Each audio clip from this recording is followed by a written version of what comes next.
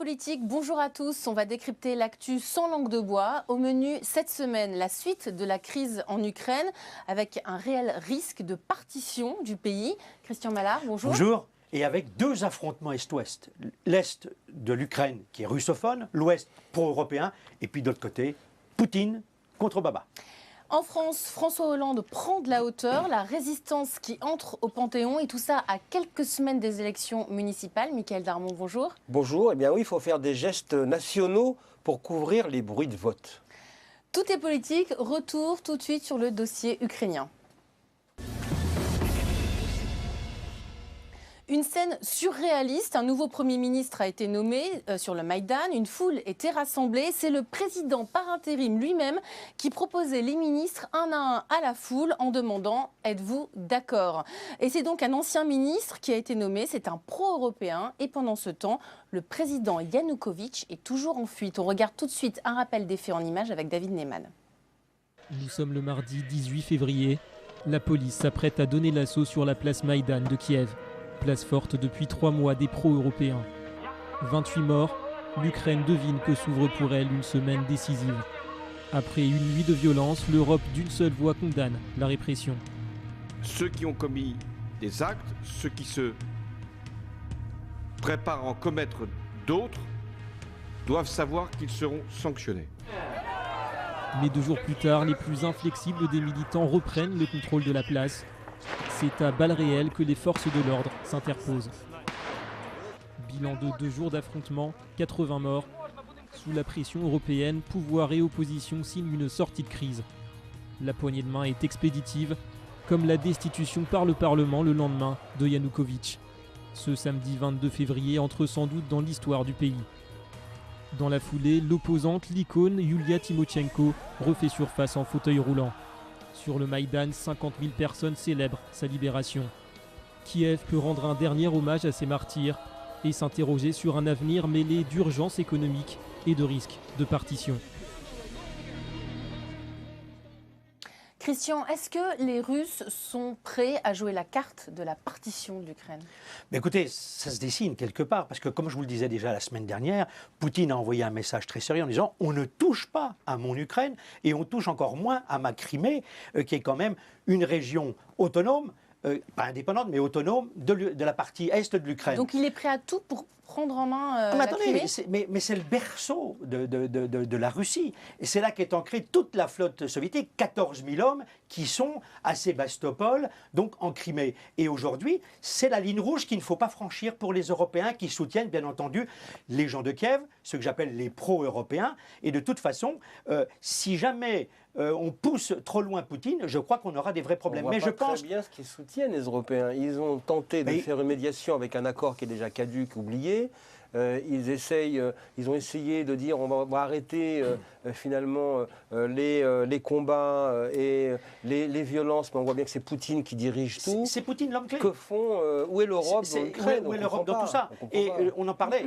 Je vois par exemple la France, M. Fabius était représenté. À un moment donné, il était dans la négociation avec le ministre allemand et le ministre polonais. Et là, c'est l'Allemagne qui finalement mène la danse c'est dans toutes ces l'Allemagne négociations. avec la Pologne, n'oubliez pas. Mais c'est l'Allemagne qui mène la danse. Il y a aussi une histoire de langue parce qu'il y a Merkel qui parle très bien le russe. Donc ça joue, j'imagine. Merkel parle le russe, Poutine parle très bien l'allemand. Il a été quand même patron du KGB 15 ans en Allemagne. Ah oui, ça crée des liens. C'est quand même utile. Mais en même temps, je voudrais quand même ajouter une chose.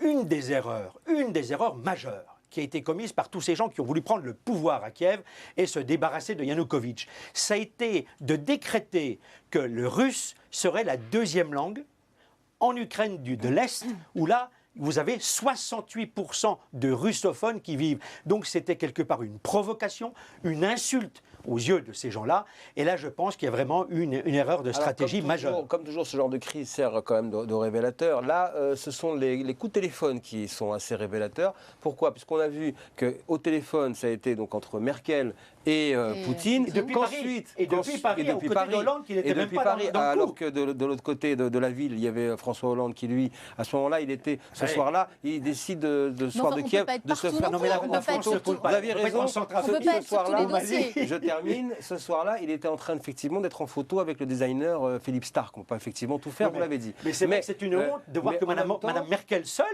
a téléphoné à Poutine alors qu'elle était en conférence avec Hollande. Alors comment vous c'est l'expliquez, François ça Hollande qui parle avec Angela Merkel, c'est pratiquement le téléphone russe qui s'est mis en place. Téléphone russe, Et ensuite, téléphone 2 jours rouge. plus tard, par des intermédiaires hors Quai d'Orsay, François Hollande a parlé avec Vladimir Poutine. Alors, ok, mais alors comment vous l'expliquez pour ce retrait Parce que de d'abord, la France premièrement, dans très mauvaise cette relation chose personnelle entre Ah oui, alors, ça, François je peux vous Hollande et parler. Vladimir Poutine, premièrement. Donc la France n'est pas là. Et deuxièmement, une prise de conscience que de toute façon, ça n'est pas une histoire française, ça n'est pas une histoire française. Donc c'est européenne. volontaire, mais- non, mais c'est attendez. volontaire de se retirer petit à petit. Poutine, C'est je peux le volontaire d'être dire. en retrait, on a les moyens de sa politique ou D'après pas. mes sources très proches du président Poutine, je peux vous dire que le président, et je pèse mes mots, déteste le président Hollande. Il considère qu'il n'est pas bon en politique étrangère, qu'il n'a aucune connaissance des dossiers internationaux. Ça m'a été dit en très haut lieu. Et donc, il y a un très mauvais contact depuis leur premier entretien en juin 2012 à l'Élysée.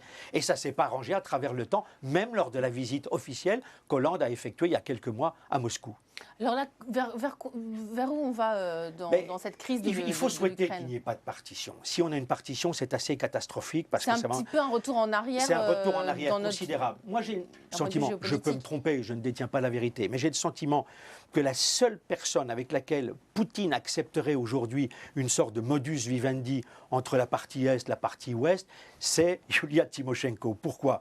Parce que Donc c'est Yulia la femme de Tymoshenko... la situation. Je pense, même si elle n'est pas aussi populaire qu'elle l'a été dans le passé, puisqu'elle était absente 2 ans, mais que ce n'était pas de sa faute, elle était en prison, Elle était incarcérée par emprisonnée, Yanukovych. ouais. Bon, mais Yulia Tymoshenko est quand même une oligarque. Une oligarque ukrainienne qui a été propriétaire, il faut le savoir, il y a quelques années, d'une société de gaz qui était évaluée à 11 milliards de dollars.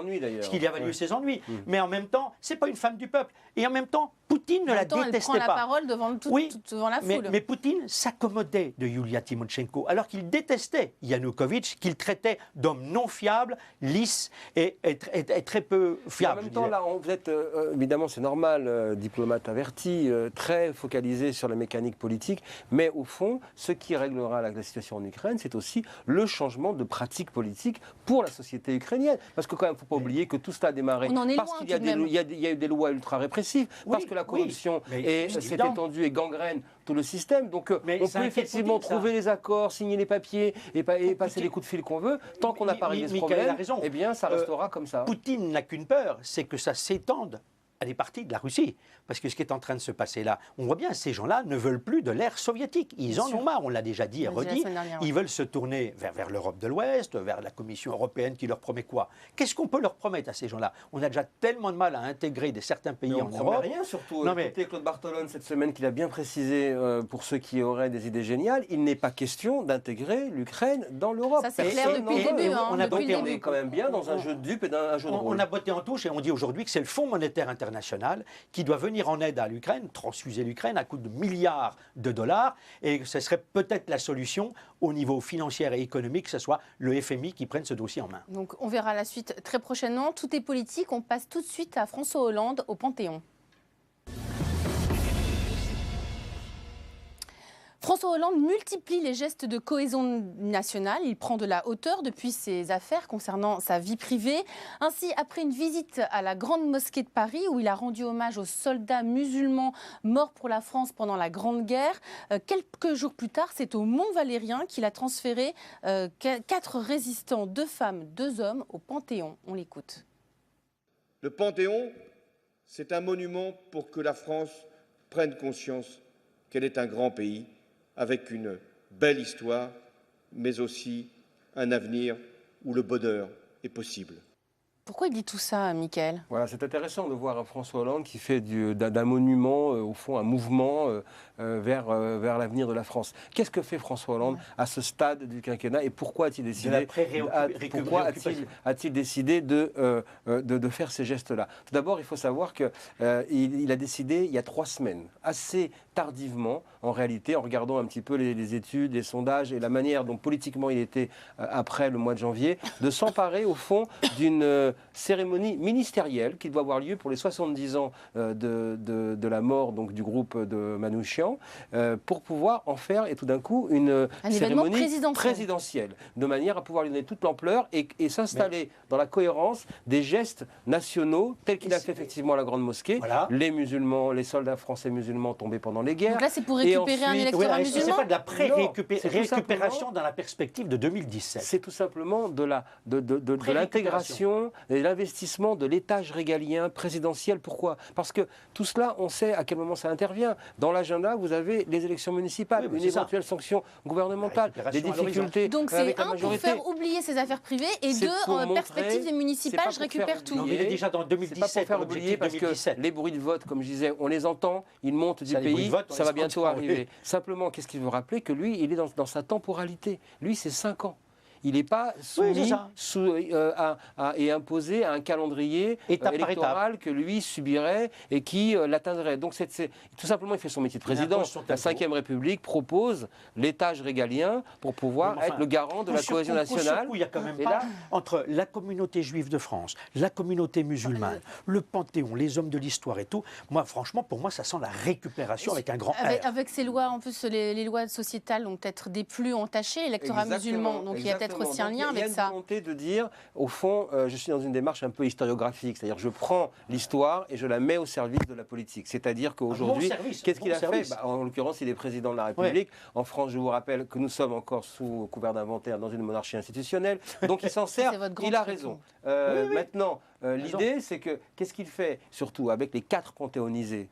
D'abord, premièrement, il les annonce aujourd'hui. Ce sont 4 personnalités qui montrent de l'ouverture. Vous avez le nom de Gaulle, avec en plus une militante catholique qui a fondé donc le ATD Quart-Monde. Vous avez un journaliste, un homme de l'éducation et en même temps, vous avez 2 femmes. La parité, en plus, est respectée. Le rapport qui avait été fait sur la panthéonisation des femmes est partiellement respecté. Annonce aujourd'hui en 2014. Et il annonce également dans la cérémonie que l'entrée au Panthéon, physiquement, la cérémonie, se fera en mai 2015. Qu'est-ce que c'est mai 2015? C'est la dernière étape avant l'élection présidentielle. Toutes les élections seront passées. Il restera uniquement face à lui l'élection présidentielle. Donc on aura la scénographie d'un président qui fait entrer au Panthéon des grandes figures françaises, c'est-à-dire moi devant les Français, la campagne présidentielle sera ouverte. Vous me permettez de vous faire une remarque, Il veut Michael, marquer et pendant ce temps-là, pendant ce temps-là, le taux de chômage augmente, la dette publique, le déficit public augmente, les promesses ne sont pas tenues. Maintenant, on nous renvoie à 2014. Il est en train de composer en ce moment un tournant qui doit très certainement,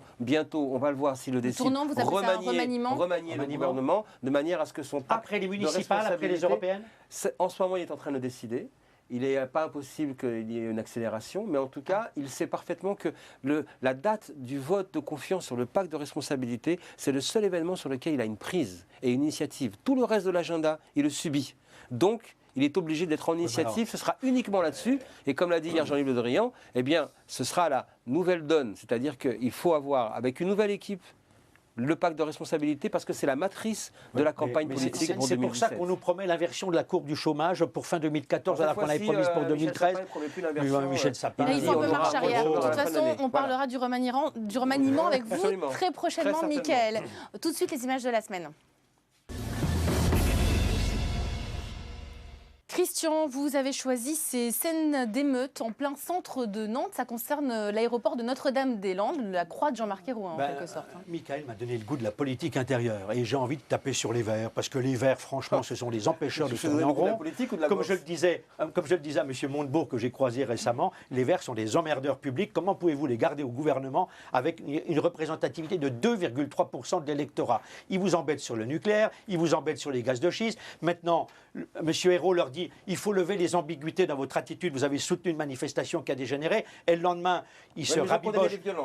Oui, mais d'accord. Mais avec Mme Duflot et tout, à quel jeu on joue? On se fout vraiment des Français. Moi, je regrette infiniment. Et au milieu de tout ça, eh bien, on a eu ces émeutes, cette violence où M. Valls a eu fort à faire et n'a pas réglé les problèmes. Mickaël, vous, ce n'est pas une image, mais c'est une couverture de magazine, c'est une une, le point. Sarkozy a-t-il été volé? L'affaire Copé. Alors là, je peux vous dire que c'est une nouvelle phase de la guerre à droite qui vient de démarrer, qui vient d'exploser via ce magazine et les révélations assez précises et l'enquête assez précise donc, que fait l'hebdomadaire Le Point pour établir, et il met au jour, et il prétend, et en tout cas avec ses documents, qu'il y a eu pendant toute la période, depuis entre 2004 pratiquement et 2007, y compris la campagne présidentielle, tout simplement, Jean-François Copé aurait sponsorisé une boîte de communication amie pour faire un peu sa boîte noire et un peu son trésor de guerre au profit donc de l'UMP. On le sait que pendant la campagne, il a été, lui, très actif dans l'organisation de la campagne présidentielle, avec des proches à lui qui étaient donc extrêmement présents. Le Point prétend que tout cela était surfacturé, avec une mule chargée, comme on dit, toute l'organisation des meetings surfacturée, de manière à alimenter la boîte de communication. C'est les révélations du Point. Évidemment, Jean-François Copé, ça profite à Nicolas Sarkozy, à Fillon, à qui ça profite ça? L'honnêteté intellectuelle oblige à dire que Jean-François Copé a réagi et attaque le Point en diffamation. Et veut se défendre. Cela dit, politiquement, avant qu'on arrive sur l'affaire ETI ou pas, politiquement, on sent bien qu'il y a la nouvelle guerre qui démarre maintenant à l'UMP parce qu'il faut préparer la fin du quinquennat et éventuellement ça veut dire le retour de Nicolas Sarkozy. Ça voudrait dire, si ça s'avère être exact, Copé out et on est entre un combat entre Fillon et Sarkozy le revenant éventuellement. Je ne sais pas si on a un combat entre qui et qui, en tout cas ce qui est certain c'est que c'est un combat. Tout est politique, merci messieurs, on se retrouve la semaine prochaine dans un nouveau numéro, bonne semaine.